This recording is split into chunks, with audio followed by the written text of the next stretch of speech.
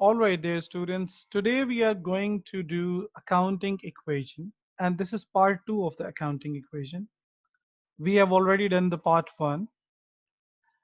The general equation is assets is equal to liabilities plus capital. Now, hopefully, you know the idea that the idea of the accounting equation is that the assets of the company are financed by two sources. The first source is the capital, which is the owner's own investment. And other than the owner's investment, for example, if you're buying the goods on credit, for example, if you're buying any asset on credit, or if you are borrowing something, borrowing the loans, that will give rise to the liability. So the idea remains the same, that the assets of the company are financed by two sources or financed through two sources. Assets are financed by liabilities and assets are financed by the capital. That is why assets is equal to liabilities plus capital. This is the thing we are going to discuss again. And what I told you in the previous lecture is when you are buying an asset on credit. For example, Costas now buys some football shirts, and I have just taken the same example from your previous accounting equation lecture. Costas now buys some football shirts for $1,800. And you remember he was selling the football shirts. So selling football shirts is actually an ordinary activity, is the business activity. Is buying the shirts to sell. That means these shirts should be recorded as inventory, which is the current asset. Now what you're going to do in the equation is record the inventory for $1,800, and because this is on credit, so we'll be recording a similar liability for 1800. So assets is equal to liabilities, because in this example I'm not taking any capital. Similarly, if you are selling this inventory, so Costa sell 50% of these shirts. Now, you bought the shirt for 1800. 1800 was the cost. 1800 was the cost. All right. So you are selling 50% shirts. That means you're selling 900 of these shirts. 900. So the Costa sells 50% of these shirts for $1,200 cash. So $1,200 is coming into the business, which will be recorded under the asset by a name of the cash. And you are reducing the 900 inventory because you have already sold it. And because you have sold goods of 900 for 1,200, it has made a profit of 300, which will be added to the capital. And the reason for that is that the profit belongs to the owner. So that is the reason we are going to add this in the capital. But you see, in this example, you are actually given the data that you have bought this inventory for 1800, and in the next transaction it was given that 50% of these shirts are being sold. All right, now we know the amount of the sales.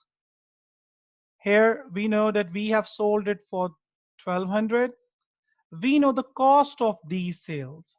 Cost of these sales, they bought this inventory for 900.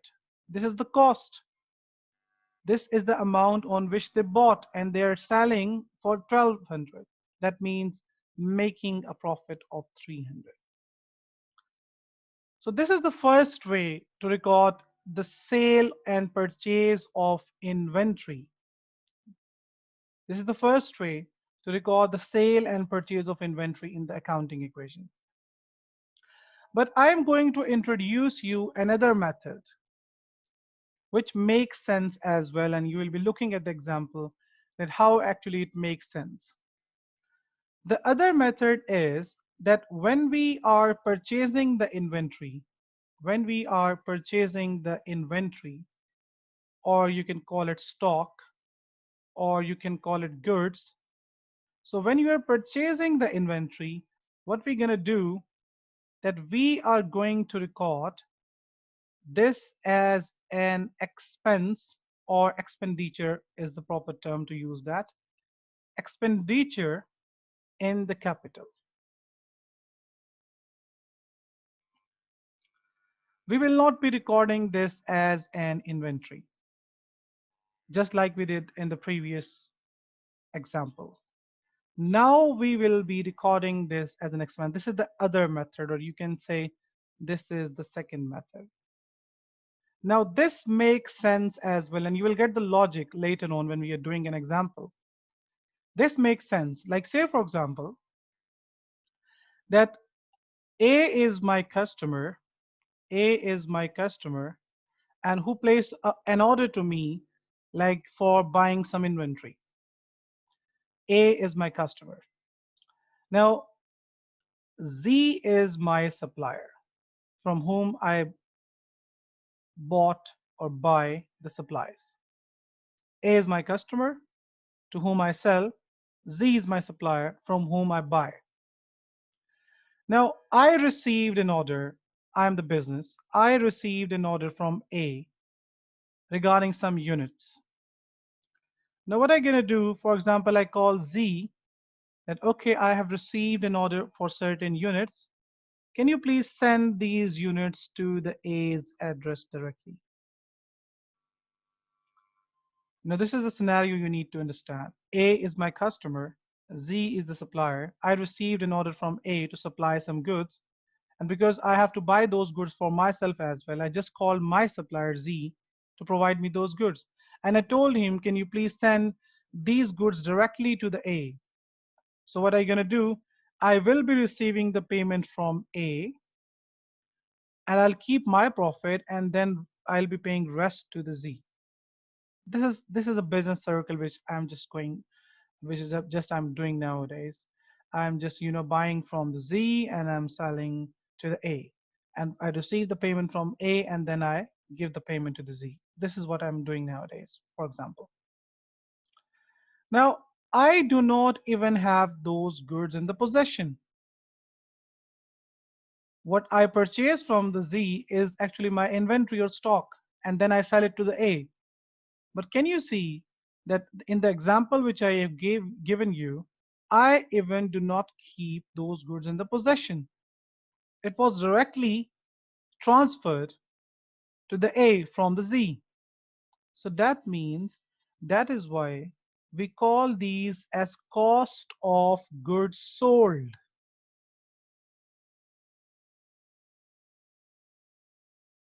For example, my selling price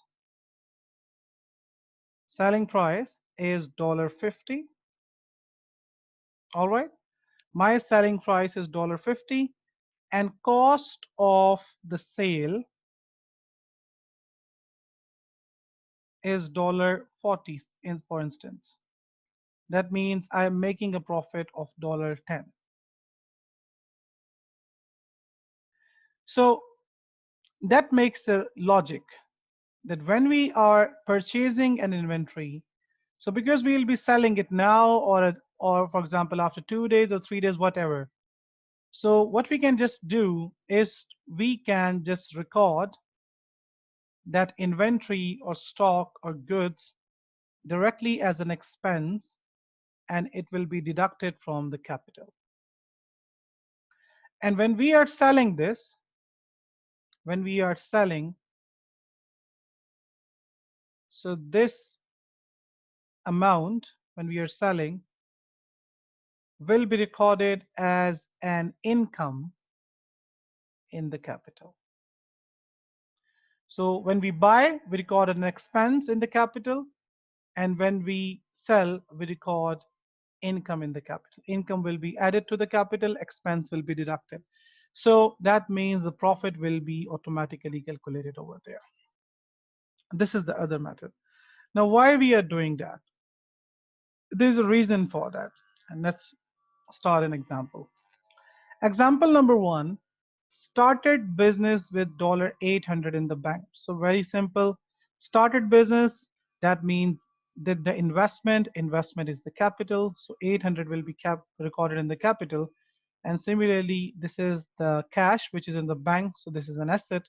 So 800 will be recorded over here. assets is equal to liabilities plus capital. Equation is balanced. Now we have example number 2. Bought goods means inventory and or stock on credit from the following persons. Now what we're going to do is we will directly record these goods as an expenditure or expense in the capital. So the total of this is $159.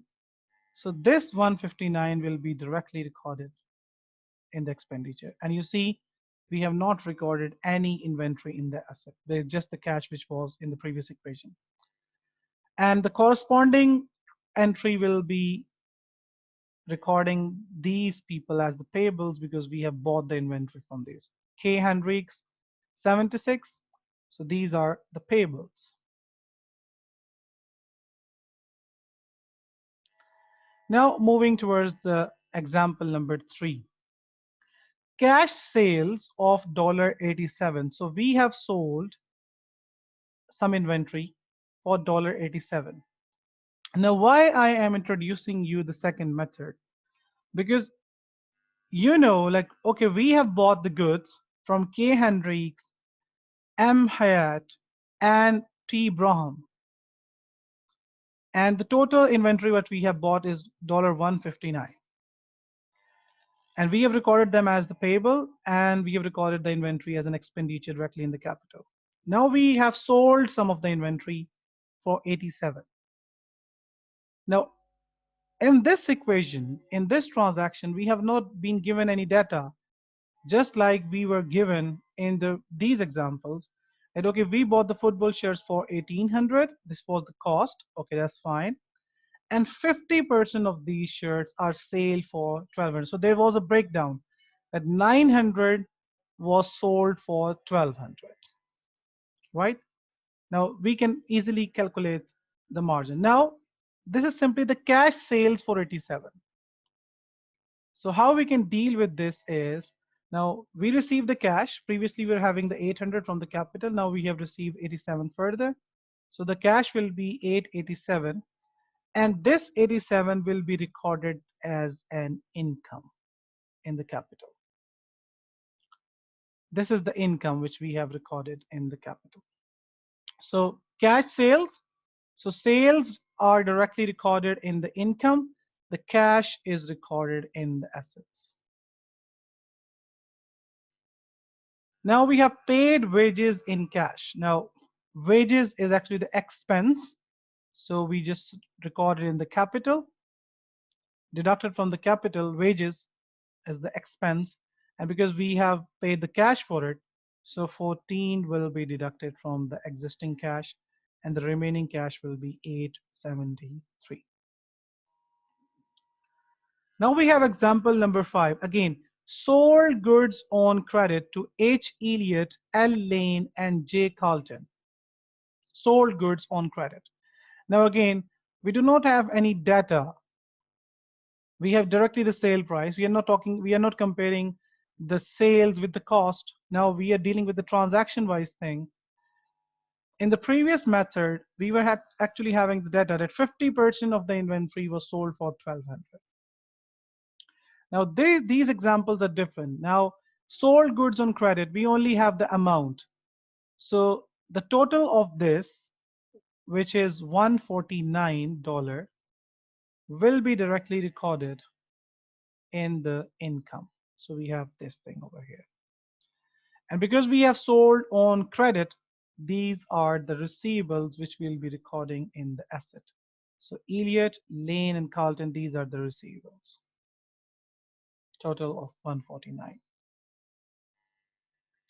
So what we have done is we have recorded the sales in the revenue, and we have recorded the receivables because we have sold on the credit in the assets.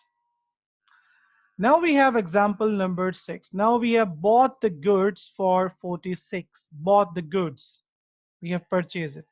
Now again, the expenditure directly goes to the capital. So we have recorded it over here for 46. And because we have done this on cash, So the cash will be reduced. Now we have 827. The rest of the equation remains the same. Then bought goods on credit from M. Hayat and Tree Braham. So again, we have bought further goods. So 57 plus 98 equals to 155. So this 155 will be recorded over here directly in the expenditure under the capital. And we have bought this on credit, so it creates the payable. Already we were having a payable from M. Hayat, so 57 will be added and 98 will be added to the Tree Braham. So this is going to be the total of M. Hayat and T. Braham. Then you have the example. Then you have, it's not the drawings. Just leave the heading. It's not the drawings. Paid wages in cash for $14. Again, wages is the expense that will be recorded in the expense. And we have again paid the cash. So the remaining cash will be 813. Then you have, again, just ignore the heading. Example, sold goods on credit to L. Lane and Carlton. Sold goods, again, we'll be recording this as a revenue, to 32 plus 2355 in the revenue. And we have sold on credit, so it will give rise to a receivable over here. So a receivable.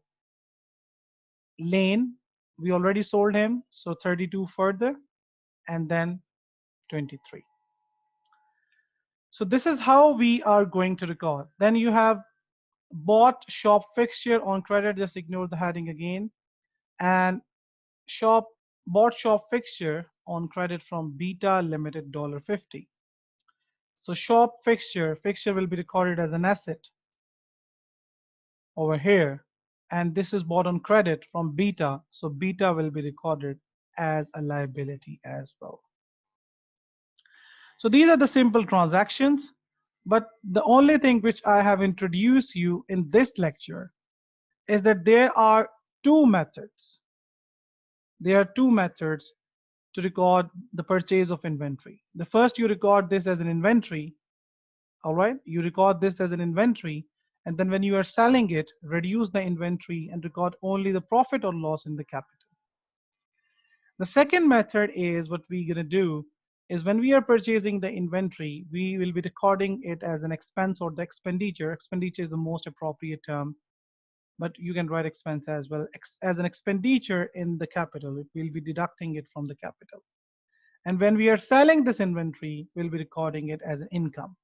So automatically the profit will be calculated by recording the income and expense in the capital. Now why we'll be doing this? Because sometimes we have the equation which does not give a data that 50% of these goods are sold, 70% of these goods are sold, and for how much, obviously how much we have the data for its sales, but we do not have, the percentage for it, how much we are selling and which inventory we are selling.